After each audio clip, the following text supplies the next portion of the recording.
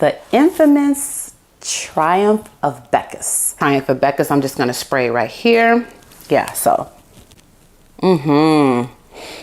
So Triumph of Bacchus opens up kind of fruity to me. Like I'm smelling green apple, and I'm smelling peach, and I'm also smelling rum in the opening. And I think they spell rum R-H-U-M. I think that's how they used to spell it. And yeah, so I smell this fruitiness, which I love so much. And I also love, at the base, I'm getting this tobacco and kind of like an ambery base there. And so that's the best way that I can describe the the Triumph of Bacchus. So, you know, he was like the god of wine. So, you know, they put that booziness in there from the rum.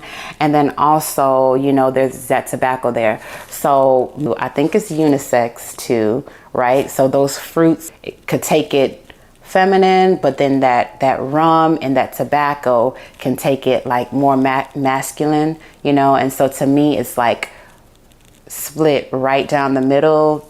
This smells good. This is a masterpiece right here. And so I would wear this to wine tasting, you know, where I'm sipping my wine and eating my grapes and apples and cheese or whatever, you know. So that is Triumph of Bacchus.